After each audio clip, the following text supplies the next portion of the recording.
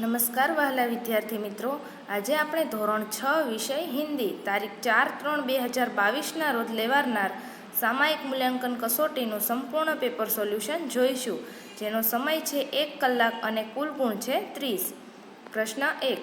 निम्नलिखित प्रत्येक प्रश्न के उत्तर के लिए दिए गए विकल्पों से सही विकल्प चुनिए। कुल गुण है 5। एमा 1, नेपोलियन कैसा इंसान था? तो डी, अनूठा। 2, उमियानगर सोसाइटी किस शहर में है? तो ए, मुद्रा में।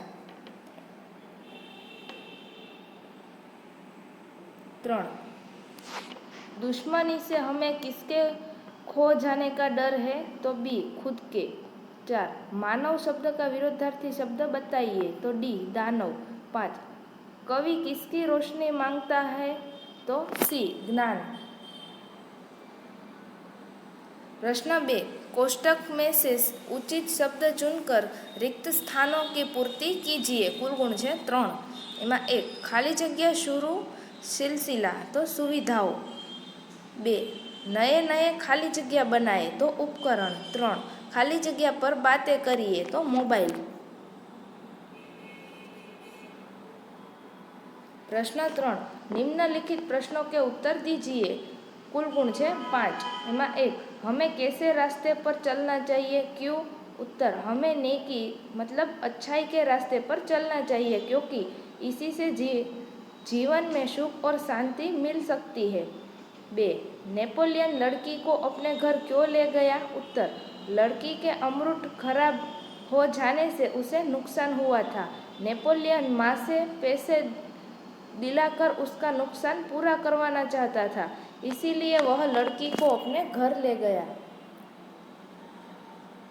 3, वैज्ञानिक उपकरणों का फायदा क्या है? उत्तर, वैज्ञानिक उपकरणों के उपयोग से कार्य आसान हो जाता है एवं श्रम और शक्ति की बचत होती है। 4, यश पाने का मार्ग कौन सा है? उत्तर, यश पाने का मार्ग है समय के साथ चलना।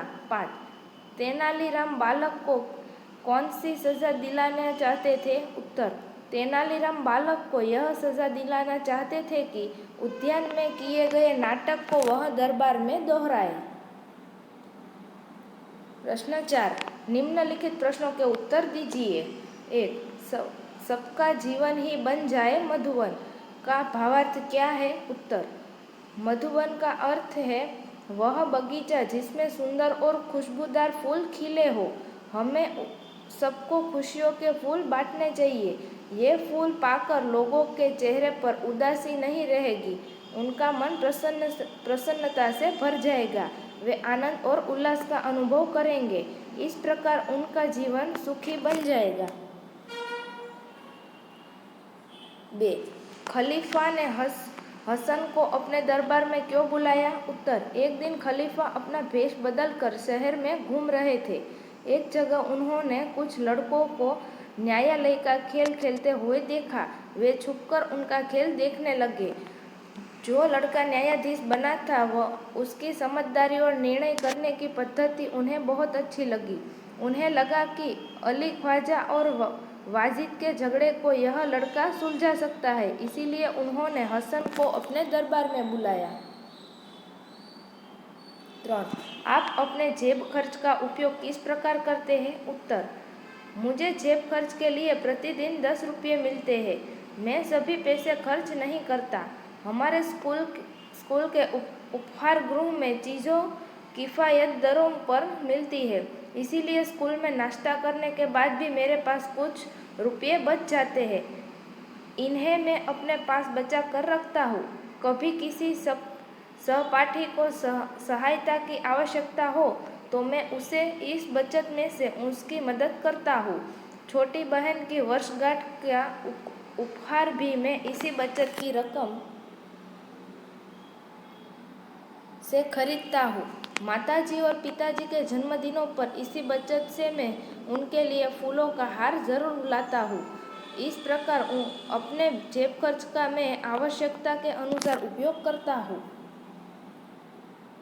प्रश्न 5, सही वाक्यांश चुनकर पूरा वाक्य फिर से लिखिए। कुल गुण 1। एमा 1, लड़की को डर था कि तो जवाब आवशे लड़की को डर था कि वह माँ को क्या जवाब देगी।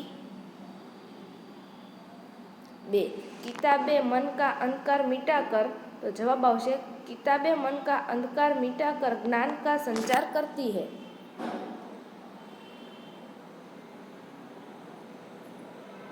प्रश्न 6 कोष्टक में से उचित शब्द चुनकर रिक्त स्थानों की पूर्ति कीजिए। कुल गुण है 3।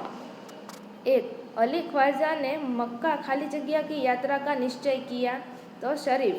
2 एक दिन वाजिद के घर खाली जगह थी, तो दावत। 3 एक सप्ताह बाद का समय खाली जगह के लिए दिया गया, तो सुनवाई। प्रश्न 5 कहावतों के अर्थ दिए गए हैं। कक्षा कक्ष के उदाहरण देकर चर्चा कीजिए। कुल गुण 3। 1 आसमान से गिरा खजूर में अटका। एक के बाद एक विपत्ति में फंसना। शिक्षक। गोपाल क्या इस कहावत का तुम्हें कभी अनुभव हुआ है। गोपाल हाँ गुरुजी, एक बार मेरे दादाजी बीमार हुए, उन्हें अस्पताल में भर्ती कराकर पिताजी घर लौट गए तो देखा कि बाथरूम में पैर फिसल जाने से दादी के हाथ और सिर पे गहरी चोट आई है। तब उनके मुंह से मैंने यह कहावत सुनी थी, आसमान से गिरा खजूर में अटका। प्रश्न 6 निम्नलिखित परिच्छेद का मातृभाषा में अनुवाद कीजिए। कुल गुण 3। અહીં ફકરો આપેલો છે જેનો આપણે અનુવાદ જોઈશું। अनुवाद। एक चकली वृक्ष पर रहती હતી, તેનો માળો વૃક્ષ પર હતો। માળામાં તેના 3 બચ્ચા હતા, તે પોતાના બચ્ચા સાથે રમતી હતી। એક દિવસ એક શિકારી ત્યાં આવ્યો, તે ચકલીને મારી નાખવા ઈચ્છતો હતો। ચકલીએ બચ્ચાને માળામાં માથું નીચું કરીને બેસવા કહ્યું, તે પોતે ત્યાંથી ઉડી ગઈ અને પાંદડામાં છુપાઈને બેસી ગઈ। ચકલીને ન જોઈને શિકારી ત્યાંથી જતો રહ્યો।